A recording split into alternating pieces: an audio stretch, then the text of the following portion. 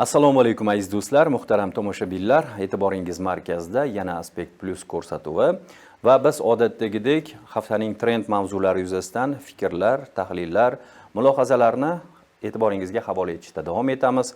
Bugun studiyamizning aziz mehmoni xalqaro siyosiy tahlilchi Anvar aka Yo'ldoshevlar. Assalomu alaykum Anvar aka. Assalomu alaykum. Xush kelibsiz studiyamizga. Siz bilan muhokama qilish niyatida bo'lgan mavzularim ko'p. Agar ruxsat bersangiz, bir chekkadan boshlasak. Dastavval eng o'tli nuqta bo'lib, lekin biroz deylik, sovudi desak, endi to'g'ri bo'ladimi yo'q bilmayman. Vaqtinchalik sovigan Pokiston munosabatlari haqida suhbatimizni boshlasak. Men ozgina kirish qilmoqchi edim. Ya'ni qaysi ma'noda o'zingiz ham kuzatgandirsiz, bu internetda ham juda ijtimoiy tarmoqlarda ham bu har ikki tomonning bayonotlari e'lon qilindi. Ya'ni Hindiston tomoni murosaga kelganini aytgan bo'lsa, Pokiston bosh vaziri biz bu urushda g'alaba qozondik deya bayonot berib. Endi urush o'zi har nomi bilan baribir yomon narsa. Bir kun bo'lsa ham urush bo'lmagani yaxshi. Bir soat bo'lsa ham bo'lmasin deymiz. Bu ma'noda olib qaraganda, bu urushda kim o'zi yutdi? Va umuman bu haqiqatdan bunga ishonsa bo'ladimi? Murosaga kelib tugadimi bu? Umuman olganda urush to'g'ri aytsa, juda yomon narsa. Urushning nimaligini urush ko'rgan odamlar biladi. Men urush qatnashchi sifatida aytishim mumkin, bu juda ham yomon narsa. Bu birinchidan. Ikkinchidan, murosaga keldik dedimi? Yo'q, ikkalasi ham to'g'rirog'i, ikkalasi ham biz g'alaba qozondik deb aytdi. Lekin unisi ham, bunisi ham g'alaba qozongani yo'q. Hammasi status quo deydi-yu, nimada ruschada status quo degan narsa bor. Hammasi o'zini joyida qolgan kunga kelib.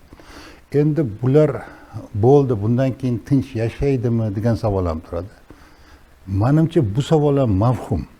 Nega? Chunki Pokiston ham, Hindiston ham mustaqillikni 1947-yil erishgan bo'lsa mustaqillikka, o'shandan beri urushib kelishyapti. Vaqt o'tdi. 47-49-yilda birinchi katta urush bo'ldi. Keyin 65-yilda Hind-Pokiston urushi.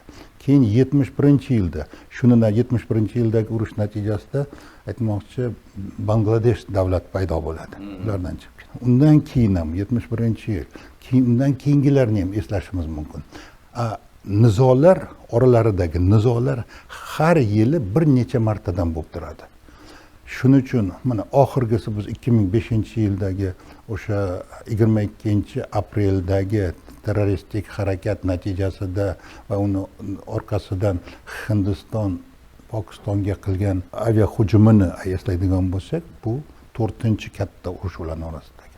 Lekin bu urush shundan keyin bo'ldi, Amerika Qo'shma Shtatlari aralashdi va ularni to'xtatdi desangiz, bu bekor gap. U to'xtagani yo'q, qandaydir faol shakldan nimaroq shakllanishdi vaqtincha.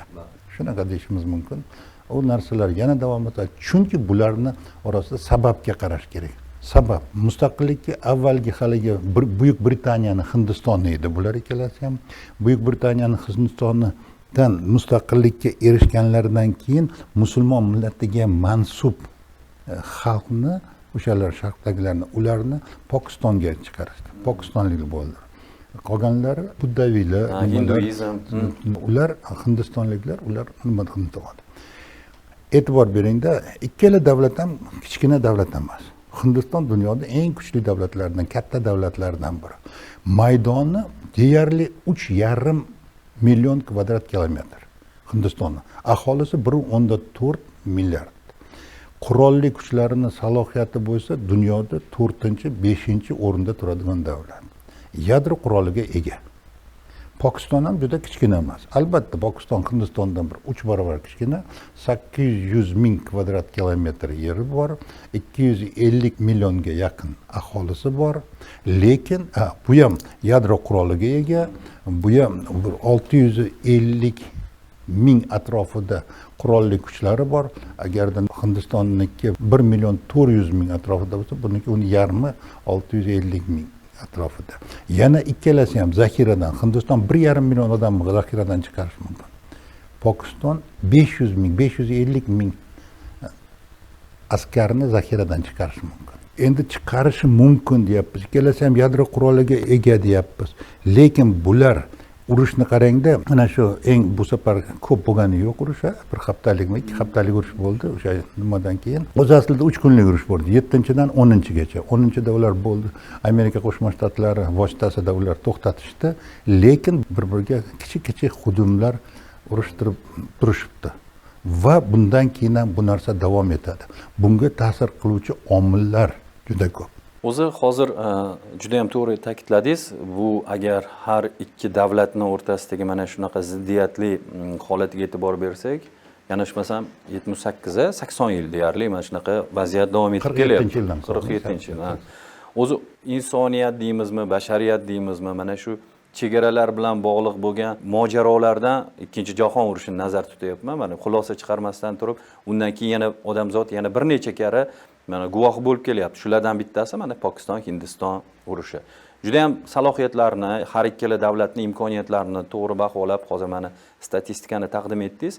Lekin harbiy salohiyat, harbiy imkoniyatlarni juda yaxshi tushunadigan mutaxassis sifatida sizdan keyingi savol so'ramoqchi edim. Endi bu qanchalik real bilmayman, haqiqatga yaqin, lekin har ikki davlat o'rtasidagi mana shu bir necha kunlik harbiy harakatlar ichida go'yoki Pokiston harbiylarini qo'li baland kelgandek bo'ldi-da. Masalan, Hindiston armiyasini bir necha o'sha samolyotlar urib tushirilgan bo'ldi. Pokiston tomon otilgan raketalarni aniq nishonga yetib bormasligini biz ta'minladik degan bayonotlarni berdi Pokiston tomoni va o'z navbatida o'sha mustahkam devor deb atashdi, ular Sindur deb atalgan bo'lsa operatsiyasini, bular mustahkam devor deb atadi va mana shu mustahkam devorimiz Sindurga qaraganda kuchliroq bo'ldi degan bayonotlarni ham berishdi. Imkoniyatlari, harbiy salohiyati, insoniy resurslar jihatidan bir necha karra ustun bo'lgan Hindiston rostdan ham harbiy tomondan Pokistondan kuchsizlik qildimi shu 3-4 kunlik harakat davomida yoki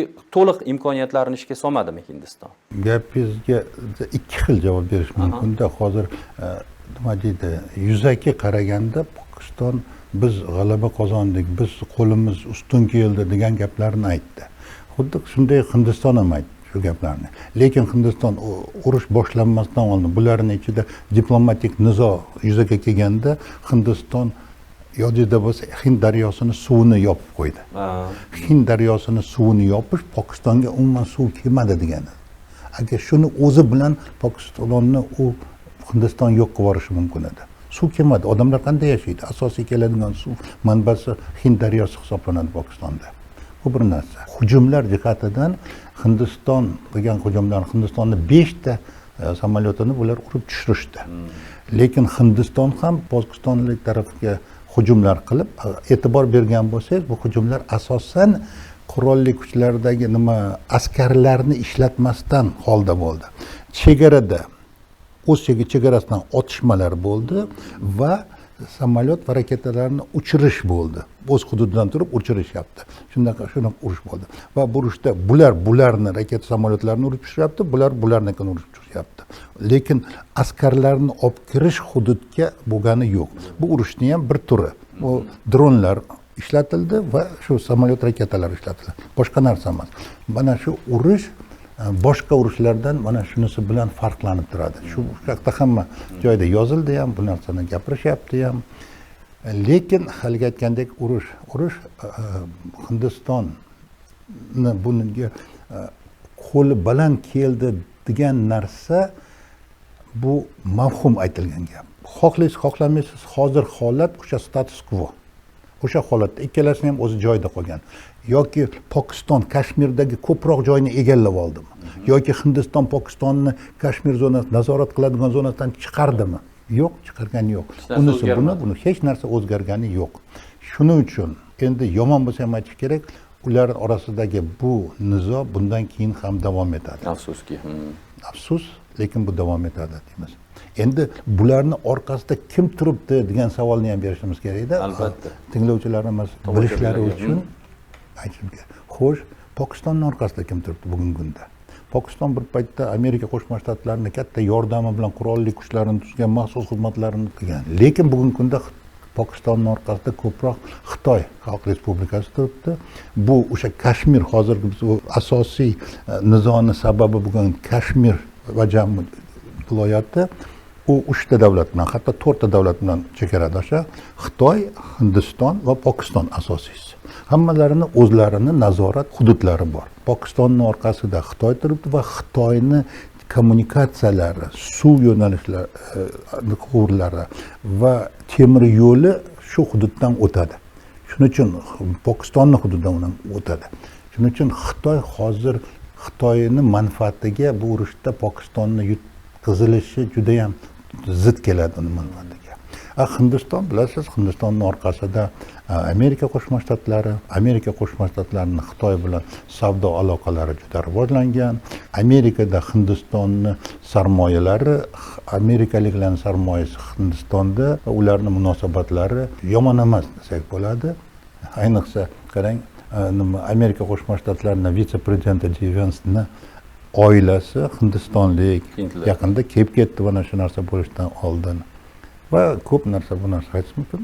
Bu bir necha jihat deb shularni keltirsak bo'ladi. Juda ham to'g'ri ta'kidladingiz. Men kecha bir ma'lumotni o'qib qoldim.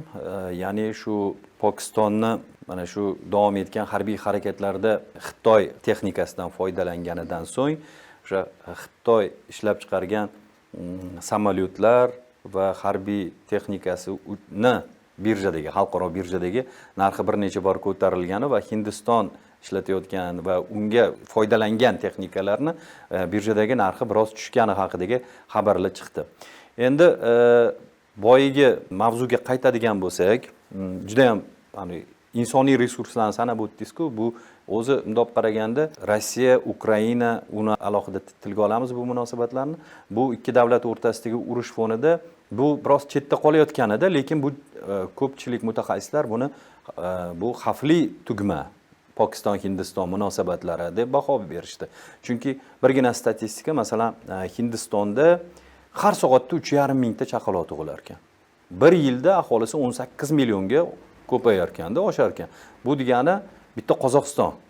Bitta Qozog'iston paydo bo'lyapti Hindistonning ichida, aholi jihatdan kamayib boryapti. Pokistonda ham shunaqa, masalan, endi Hindistonchalik bo'lmasa ham, lekin 5 millionga yaqin aholi har yili qo'shilar ekan Pokistonda ham aholi soni bo'yicha. Aytmoqchimanki, bu insoniy resurslarga ega bo'lgan va hozircha siz aytganingizdek to'xtab turgan mina desak bo'ladi. Chunki bu yana davom etish ehtimoli bor. Ehtimoli katta. Yuqori, ha. Men so'ramoqchi bo'lganim, hozir dunyo sahnasida o'zini bir katta qahramondek ko'rsatayotgan inson bor. Bu Amerika Qo'shma Shtatlari prezidenti Donald Tramp. Donald Tramp har ikkala davlat rahbarlariga, ya'ni o'sha hukumatiga murojaat qilib, agar urushni to'xtatsangiz, siz bilan biz savdo aloqalarini yo'lga qo'yamiz, siz bilan ishlashni boshlaymiz deganimdan keyin bular urushni to'xtatdi deya bayonot berdi. Lekin bunga qarshi tomon ham bor edi, ya'ni qaysi ma'noda? Bu ikki davlat o'zi bungacha ham bir necha bor bunaqa bir-biriga raketa otish yoki bo'lmasa mana shunaqa harbiy harakatlarni amalga oshirib kelgan va ular o'zaro yana kelishib ketaverishgan. Bu yerda Donald Tramp umuman aloqasi yo'q degan tomon ham bo'ldi. Sizning fikringizcha Donald Tramp yoki Amerika Qo'shma Shtatlarini mana shu endi vaqtinchalik bo'lsa ham murosada roli bo'ldimi yoki o'zaro kelishdimi bular? Bunga ham ikkita javob bor-da. Albatta Donald Tramp, uni administratsiyasi Hindiston bilan ham, Pokiston bilan ham faol shu paytda ishtirok. Bu nima uchun Amerika? Amerika Trampni o'ziga hozir Tramp o'zini ko'rsatish kerak. Nargi urushni hali to'xtata olgani yo'q. Mana men bu urushni to'xtatganligini haqida men to'xtatdim bu narsani dedi, boshqa emas. Men u bilan ham gaplashdim, bu bilan ham gaplashdim va to'xtatdik biz urushni, men to'xtatdim deb aytayapti. Bu unga tarixda qolishi uchun kerak. Lekin to'g'ri aytdingiz, bu shundoq ham to'xtatardi. Bu urush haligi yadro kallaklarini ishlatish darajasiga chiqmasdi. Askarlar bilan hujumga o'tish darajasiga ham bormas edi. Hatto u yuqori darajada bor. Bu haqda juda ham ko'p mutaxassislar o'z fikrini berishgan. Aytadi, bular qarang, tarixga qarangda, har yili bir necha martadan bo'ladi bu narsalar. Shuning uchun katta urushga olib bormas edi. Albatta nimani AQShni roli, o'rni to'xtat. Mana aynan shu 3 kunlik urushni to'xtatishda roli bor. Lekin uni juda ham katta darajaga ko'tarish noto'g'ri bo'lardi menimcha. Anvar aka, mana suhbatimizni boshida aytdik, ya'ni har ikkala davlat rahbarlarini, har ikkala hukumatlarni bu urushda kim g'alaba qozongani to'g'risidagi bir bayonotlariga fikringizni bildirib o'tdingiz. Meni shaxsiy o'zimning nazarimda, endi Pokiston biz urushda endi ochiq aytgan bo'lsa, biz g'alaba qozondik degan bo'lsa ham, lekin nazarimda biroz mag'lubiyatga uchragandek bo'ldi. Sababini aytaman. 2 kun yoki 3 kun bo'ldi, bu narsaga ko'p bo'lmadi. Pokistonning katta bir provinsiyalaridan biri Balujiston o'z mustaqilligini e'lon qildi. Endi to'g'ri hali tan olinib, uni o'ziga yarasha bir jarayonlari bor bu narsada, lekin men Birlashgan Millatlar Tashkiloti, Hindiston bosh vaziri, Hindiston hukumatini qo'shib turib yozgan xatini ingliz tilida yozgan ekan, o'sha xatini o'qidim va u yerda shu biz 70-80 yillar davomida bu harakatni amalga oshirib kelamiz, doimiy ravishda Pokiston tomonidan bir zug'umlarga uchraymiz deb Balujistonni o'sha nima deydi, hukumati deymizmi yoki bir hozirgi bir yetakchilarimi shunaqa bir xat yozishgan. Bu Hindistonga foyda bo'lishi mumkinmi va umuman mana shu harakatlardan Balujiston foydalanib qoldimi yo bu o'zligi yetishgandan oldindan bo'lgan harakatmi? Yaxshi bilamiz, Pokiston ham shunaqa bir necha provinsiyalarni birlashishdan paydo bo'lgan bir davlat o'zi aslida. Mana Panjob, Kashmir, shunga o'xshab. Bu mag'lubiyati deb bilsak bo'ladimi Balujistonni mustaqilligini e'lon qilayotgani o'zi? Yo'q, hali bu degani Balujistonni hali ularga mustaqillik berdi degani emas. 14-may kuni Balujiston hukumati o'zlarini mustaqil deb e'lon qildi.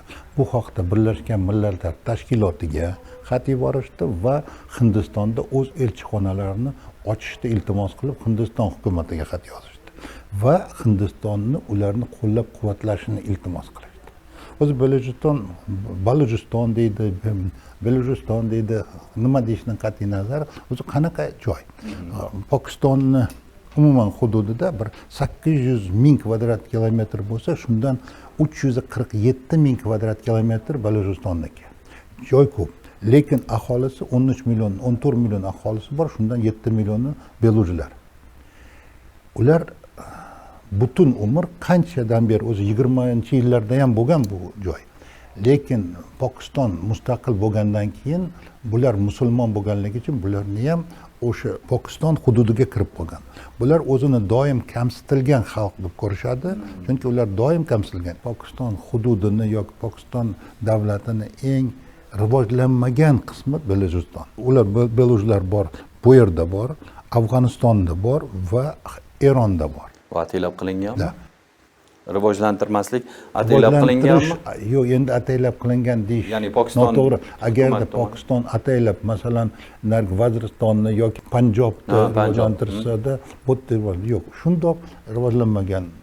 Sal nimaga qaraganda rivojlangan. Lekin rivojlangan joy. Pokistonning eng kuchli portlaridan bitta Gwadar port. Qayerda? Shu yerda. Balujistonni poytaxti menimcha Quetta degan joy. Quetta o'zini bir necha ancha rivojlangan hudud hisoblanadi, lekin hudud jihatdan o'sha 350 ming kvadrat kilometr joyni hammasi ham yaxshi rivojlangan emas.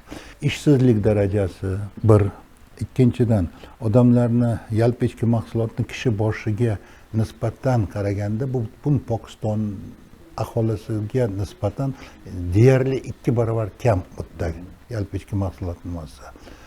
Va buni ular Pokistonni ayblashadi.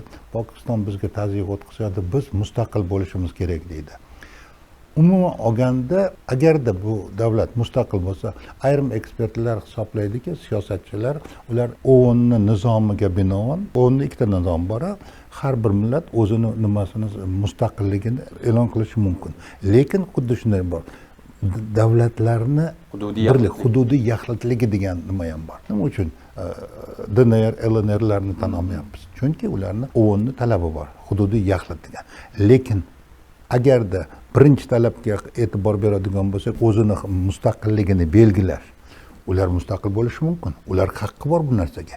Lekin shu bilan Pokiston aytishi mumkin, mana OONning talabida yozib qo'yilgan. Hududiy yaxlitlik degan narsa bor. Kimning nima haqqi bor? Endi haliginda Pokiston yutqizishi mumkinmi yo unga g'alaba emas, yutqizgan bo'lishi mumkin dedi. Bu birinchi kunlarda yo'q sezilib qoldi. Pokiston juda ham ko'p o'zini dronlarini Ukrainaga bergan edi, sotgan edi. urush boshlanyapti, unda o'sha narsalar yetishmayapti. O'zlari ham aytishdi bu narsani. O'shalarni bekor bergan ekanmiz Ukrainaga, bekor sotgan ekanmiz. Hozir mana ishlatsak bo'lardi degan gaplarni aytishadi. Bu o'zlarining aybi. Pokiston ham, Hindiston ham bu urushda yengildi deb ayta olmaymiz, lekin Balojistonga keladigan bo'lsak, birinchidan Balojiston mustaqillikni e'lon qildi degani u mustaqil bo'ldi degani emas. Uni bir jarayonlari bor. Ikkinchidan uni tan olish degan narsa bor. Hozircha menimcha Hindistondan boshqa hech kim tan olmasligi mumkin. Hindiston olishi mumkin. Bangladesh ham menimcha tan olmaydi, yonidagi bir kichkinagina davlatga. Shuning uchun hozircha menimcha biz shoshilmasligimiz kerak. Bu bo'yicha bir xulosa chiqarishdan, kutishimiz kerak. Ma'lumotlarni keyin yana ma'lumotlar bo'ladi, ular bo'yicha nima qilishmoqchi, qanday. Bir paytda marksizm, leninizm asoschilaridan bittasi aytgan edi, revolyutsiyani qilish oson, lekin uni saqlab qolish juda qiyin degan edi. Shuning uchun uni iqtisodiy jihatlariga qarash kerak, iqtisodiy asoslari bor. Shuni qanchalik ular amalga oshira oladi. Shuning uchun bu bir kecha bir jurnalist Balojistonning rahbaridan so'radi, xo'sh mayli berdigan, siz qanday iqtisodiy jihatdan o'zingizni mustaqilligingizni ta'minlay olasiz? Yaxshi tinchgina shu yerda turaversangiz bo'lmaydimi? Yo'q, biz Pokistonlik emasmiz, biz nima biz mustaqil bo'lishimiz kerak. Aytishimiz mumkin. Lekin sen buni iqtisodiy asoslarini qara, harbiy asoslar bor, siyosiy asoslari bor. Shu hammasiga e'tibor berish kerak. Davlatni shakllantirish, davlat institutlarini shakllantirish, shu 7-8 million yoki 15 million aholini boqish kerak. Qanday boqasan? Ularni ham o'ylash kerak. Bir so'z bilan aytadigan bo'lsak, mustaqillik e'lon qilish bir narsa, lekin davlat sifatida shakllanish bu boshqa narsa, to'g'rimi? Juda qiyin narsa. Siz boya tilga olib o'tdingiz, shu narsa haqida fikrlaringizni ko'p emas, 1 daqiqaga bilmoqchi edim. Ya'ni buni alohida savol qilmoqchi edim, lekin siz u haqida baribir gapirib o'tdingiz. Mana shu ikki davlat o'rtasidagi harbiy harakatlarda men nazarimda yangicha bir yondashuv bo'ldi, ya'ni aviatsion hujumlar bo'ldi. Boya ham aytdingiz-ku, har ikkala davlat ham askarlarni, harbiylarni kirgizmasdan turib. Bu tarixda bo'lganmi bunaqa narsa, yo bu bir master klass ko'rsatishdimi?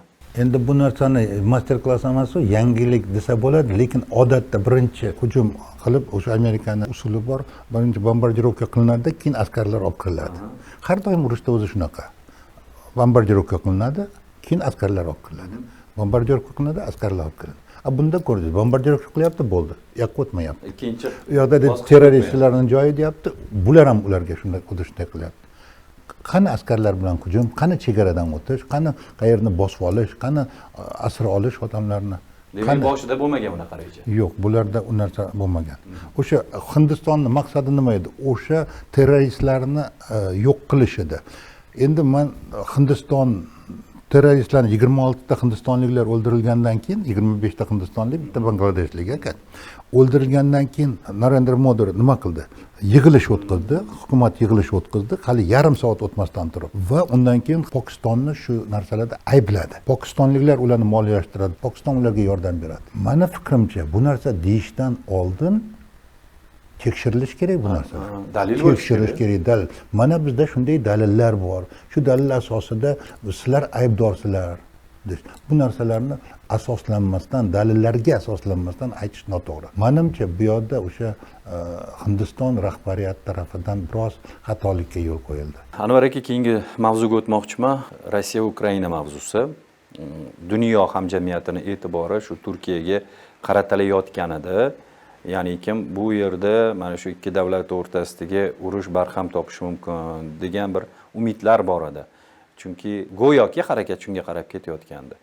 Dastavval so'ramoqchi bo'lganim, shunaqa gaplar yuribdi, 30 kunlik sulh, hatto 90 kunlik sulhga erishishi mumkinligi to'g'risida va bu o'sha tinchlik uchun birinchi qadam bo'ladi deb baholayotganlar ham bor.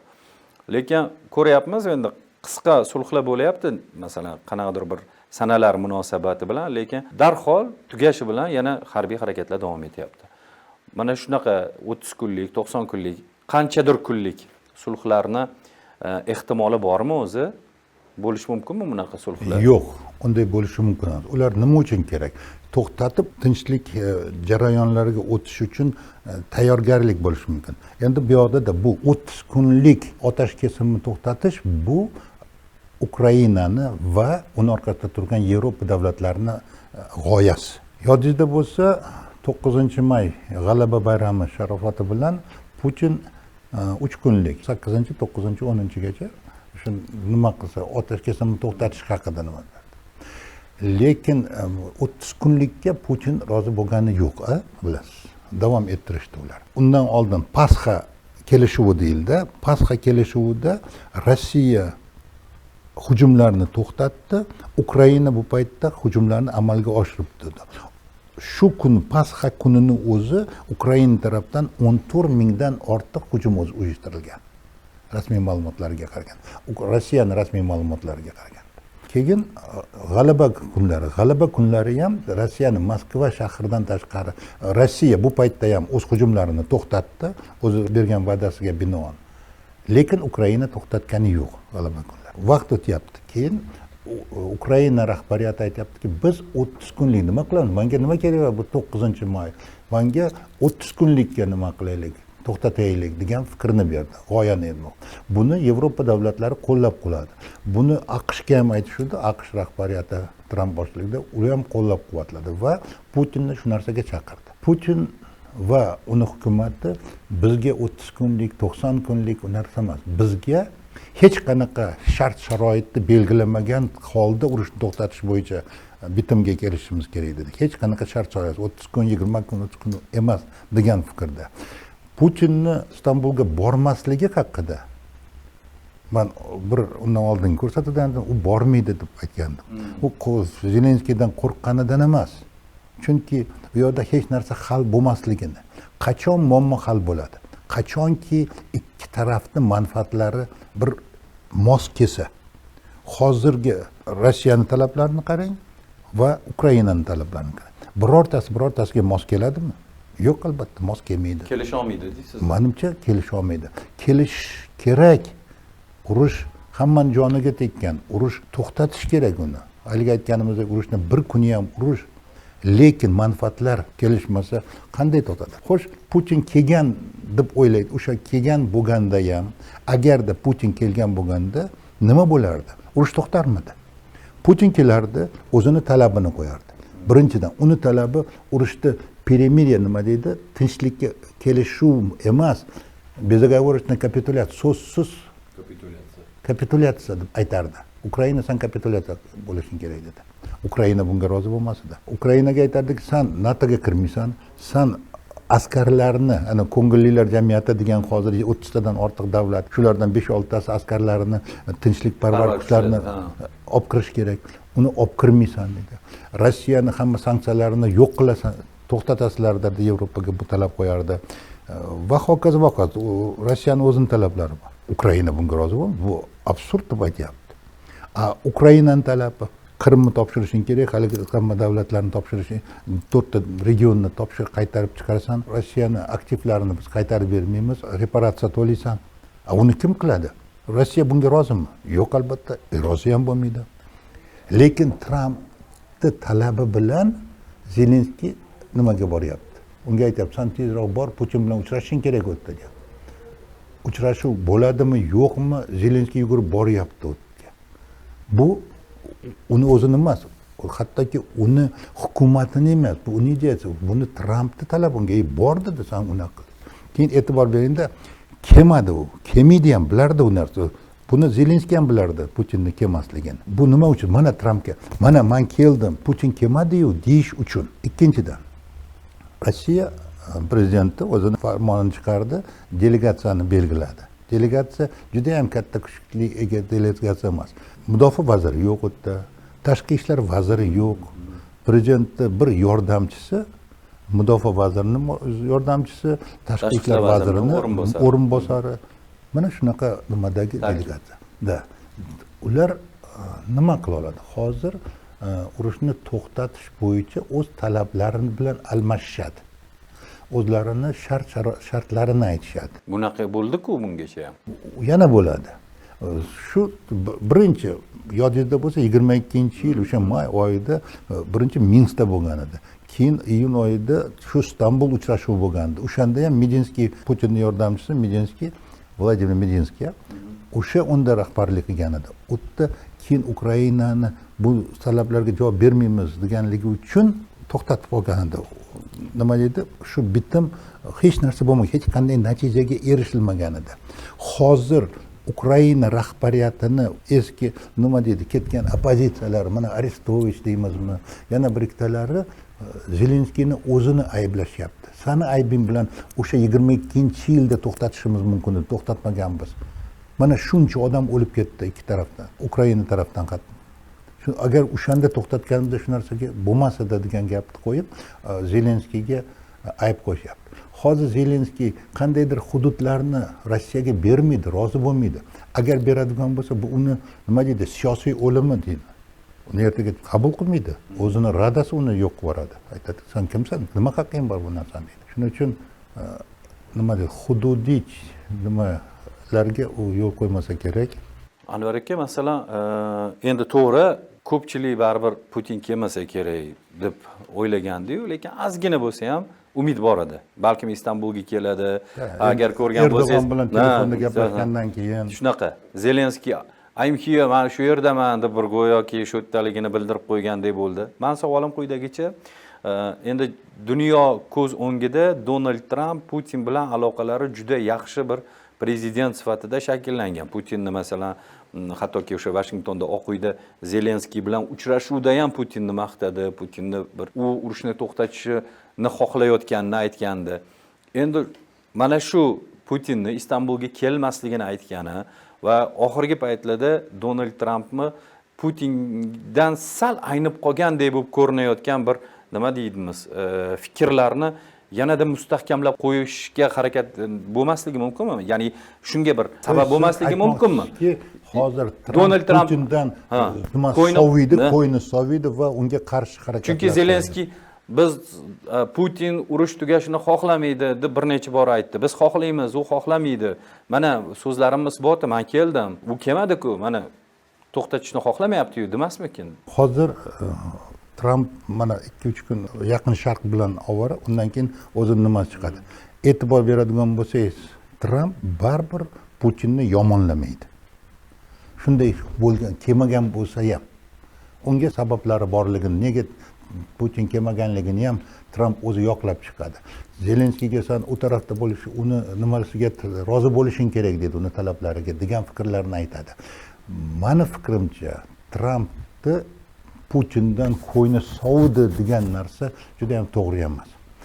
Trump Rossiya bilan bundan keyin ham ishlash kerakligini biladi, shuning uchun u bilan ishlaydi.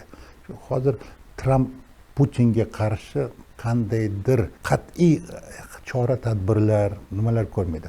Mayli, hozir Yevropa ittifoqi o'zini 17-paket sanksiyalarini tayyorlagan. Uning ichida u baloncha narsa yana. Lekin ularda hozir Rossiyaga qanchalik zarar keltiradi, bilasizmi? Hech qancha. AQSh ham aytdi, biz agarda Putin rozi bo'lmasa urush to'xtatishga, biz unga qarshi yangi sanksiyalarni e'lon qilamiz. Qanaqa sanksiyalar haqida gapirish mumkin? Agarda mana 4 yil oldin Rossiya bilan AQShning savdo aylanmasi 50 milliard dollar edi. Hozir 5 milliard dollardan kamayib ketgan. Shunday holatda yana sanksiyalar bersa, bu nima? Sanksiyalar Rossiyani qo'rqita olmaydi, aytmoqchiman. Bu nima? Yevropa ittifoqining ham sanksiyalari Rossiyaga dahshatli emas.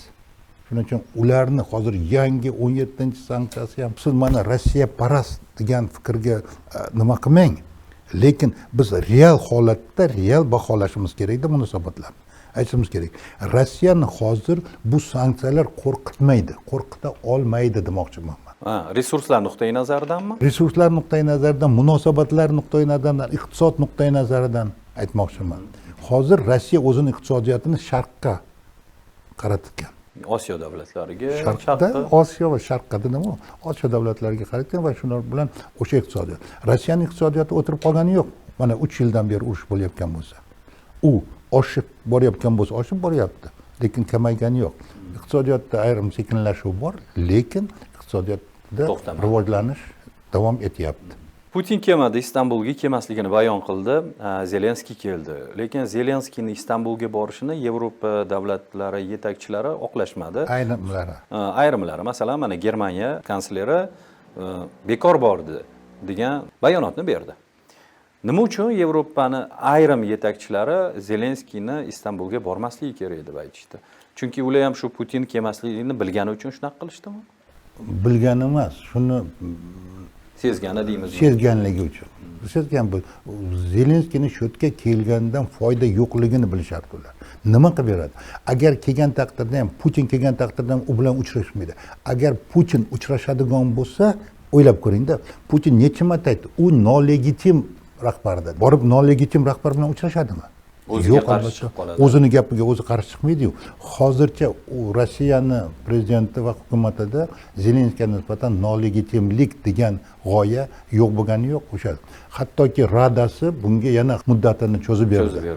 Lekin Rossiya unaqa bu mumkin emas. Konstitutsiyada bu narsa yozilmagan. Konstitutsiyada to'g'ridan to'g'ri saylov bo'lish kerak.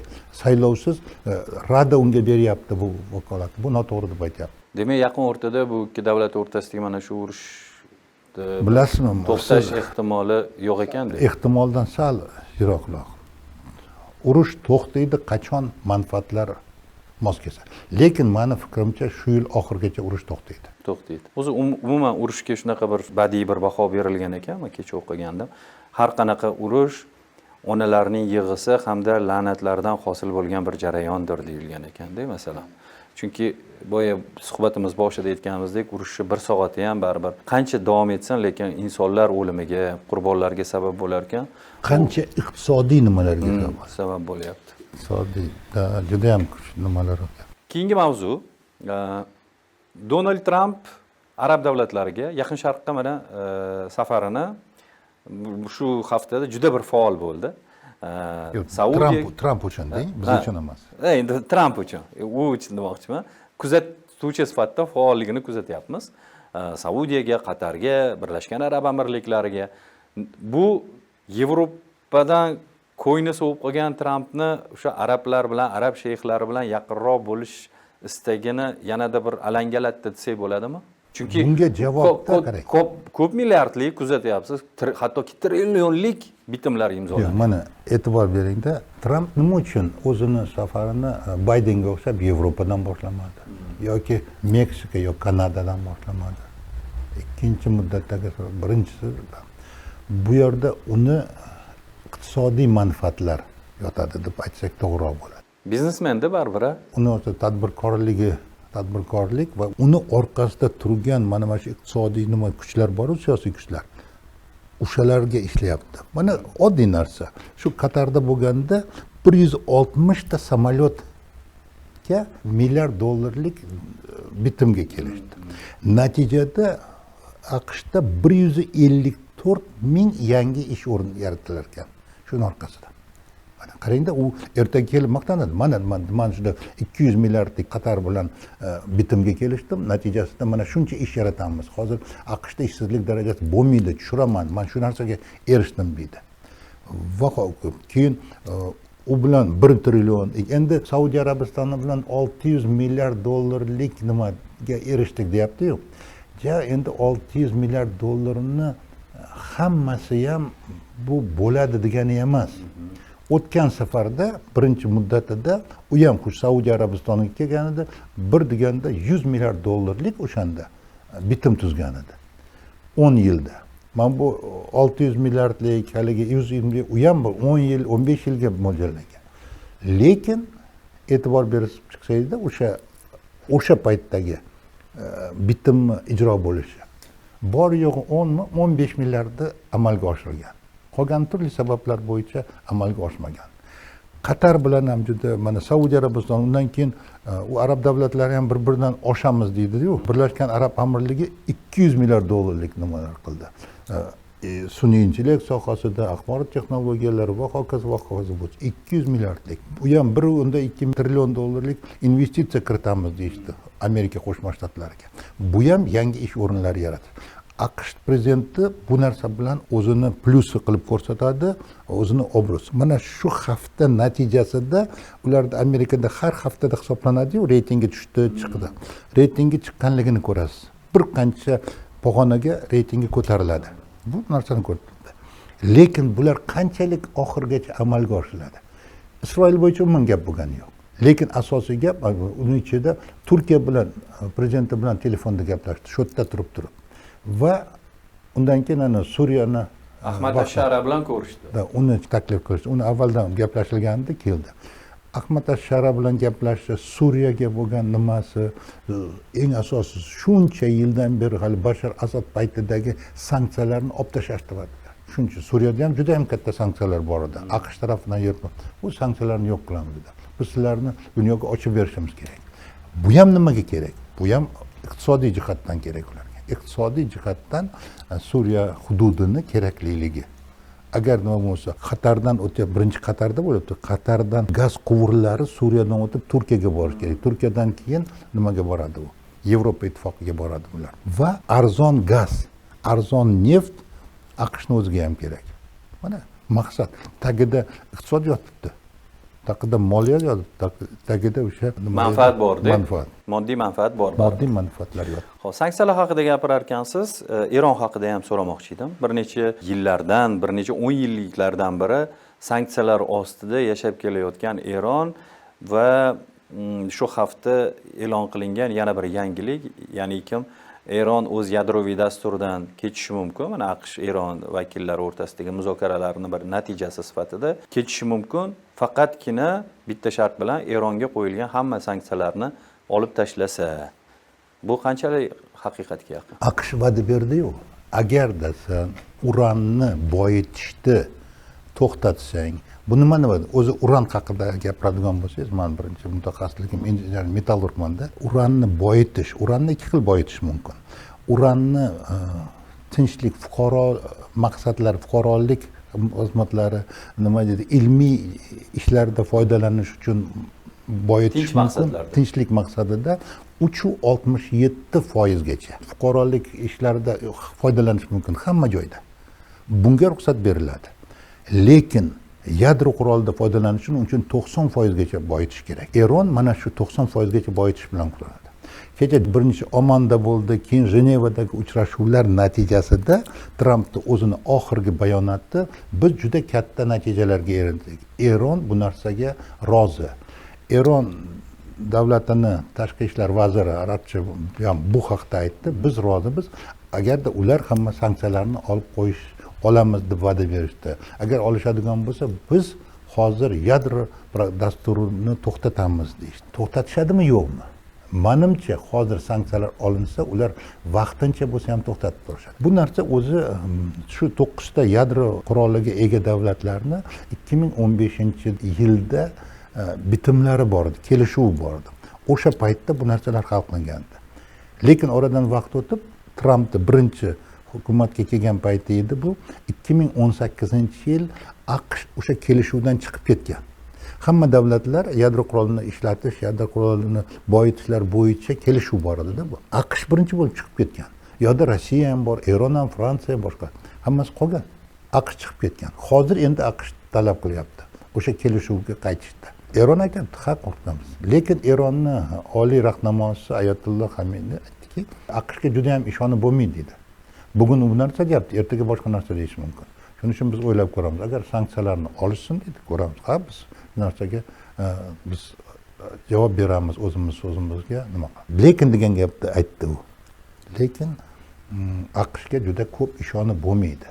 Hozircha ularning kelishuvlarida ijobiy jihatlar ko'p va ular mana 4-bosqichimi nimasi bo'ldi, ularning uchrashuvini raundi deydi, kelishuvga erishdi desak ham bo'laveradi. Kelishuvda juda katta natijalarga erishdi. Hozircha Eron o'zini yadro dasturini to'xtatadi, ishlab ko'rishdi. Natijada undan sanksiyalar olinadi. Bu Eronni o'sha endi go'yoki rivojlanishiga to'siq bo'lib turilayotgan narsalarni olib tashlasa, Eronni bir foydasiga, rivojlanishiga xizmat qilishi mumkin. Eronda shundoq ham o'zini muammolari bor iqtisodiy jihatdan, lekin Eron rivojlanib borayotgan davlat, o'zini 80 million aholisi bo'lsa, shuni rivojlantiryapti. E'tibor bersangiz, Eronda mintaqadagi bir liderlardan biri baribir. mintaqada Saudiya Arabistoni, Eron ikkalasi bir-biri bilan nima qiladi? Nima deydi? Turkiya bu yoqda bir-biriga konkurent deydimi? Shunaqa konkurent davlatlar bir-biriga bilan talashishadi. Men kattaman, men kuchliman deganday. Sizdan so'ramoqchi bo'lgan oxirgi savolim. Endi bir necha mana harbiy harakatlarni suhbat davomida tilga oldik, mana Pokiston, Hindiston, Rossiya, Ukraina. Ozgina umidsizlikka tushib qoldi odam. Qaysi ma'nodaki, endi siz real holatga baho berdingiz. Ya'ni baribir bu harakatlar hozir to'xtamaydi dedingiz. Masalan, Pokiston, Hindiston vaqtincha deyapsiz. Yaqin Sharqqa e'tibor qarataylik. Isroil, Falastin, o'sha G'azo mintaqasi. Juda ham gumanitar inqiroz yoqasida hozir G'azo o'qigan bo'lsangiz kerak. Tabiiyki, mana shu so'nggi 2 kun ichida juda ham suvsizlik, oddiy shu oziq-ovqat yetishmovchiligi. Agarda shifoxonalarga hujum uyushtirilayotgan bo'lsa, buni nima deyish mumkin? Endi boya ozgina tilga olib o'tdingiz-ku, arab davlatlariga Tramp tashrifida bir og'iz ham Isroil mavzusi tilga olinmadi deb. Bungacha o'sha Saudiyaga, arab davlatlariga, Yaqin Sharqqa borayotganini eshitgan Netanyahu biz balkim AQSh qo'llab-quvvatlovidan, ya'ni shu yordamidan ham voz kechishimiz mumkin deb bayonot berdi. Go'yoki biz AQShsiz ham bu harakatimizni davom ettiramiz. Shunaqa dedi. Bu yerda ham umidsizlikmi, Anvar aka? Bu yer ham shu xalaveri tinchmaydimi bu hudud ham? Bu mintaqa ham. Isroil-Falastin nizolari, ularning orasidagi konflikt Isroilning foydasiga hozircha hal bo'lyapti-da. Chunki arab davlatlarining ichida birlik yo'q, yakdillik yo'q, yaxlitlik yo'q, bir yordam yo'q. Hammasi o'zini tarafga qaraydi, o'zini manfaatini qaraydi. Mana shu Saudiya Arabistoni ham, Qatar ham, Birlashgan Arab Amirliklari ham AQShga qarab turishadi. Hozir AQSh xohlaysiz, xohlamaysiz, baribir Isroilga yordam beradi. Bugungi kelishida yo'q, unaqa, yo'q, bunaqa deb aytgan bo'lishi mumkin, Isroilni tilga olmagan bo'lishi mumkin.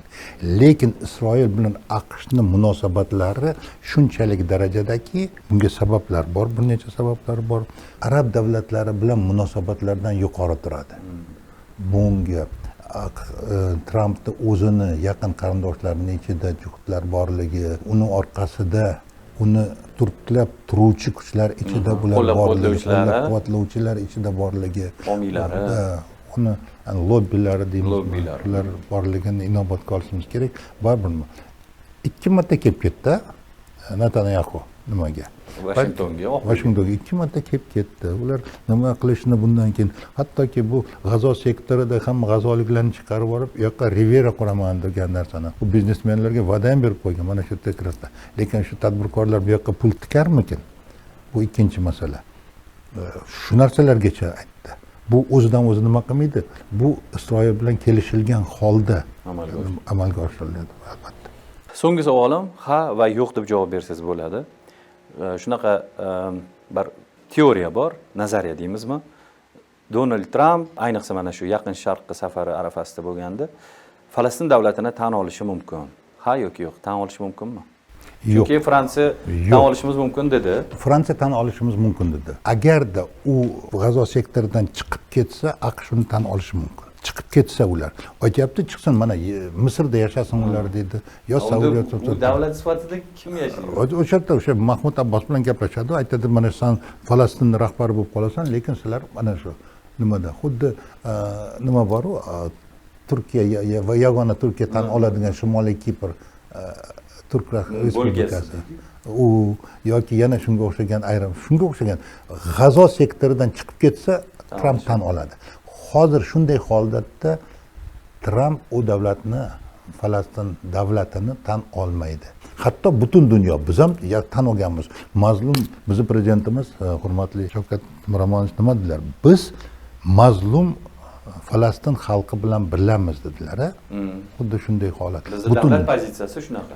Davlatimizning pozitsiyasi shunday. Qiziqarli suhbat bo'lyapti. So'ramoqchi bo'lgan mavzularim juda ham ko'p edi, lekin vaqtimiz o'z poyoniga yetyapti. Yanagi safar Anvar aka, albatta biz ko'rsatuvimizni keyingi sonlarda ham mehmon bo'lishingizni, tashrif buyurishingizni kutib qolamiz. Mazmunli suhbat uchun esa sizga rahmat deymiz. Azizlar, E'tiboringiz markazida Aspect Plus ko'rsatuvi bo'ldi va studiyamiz mehmoni xalqaro siyosiy tahlilchi Anvar aka Yo'ldoshev bo'ldilar. Bizni kuzatishda davom eting. Salomat bo'ling.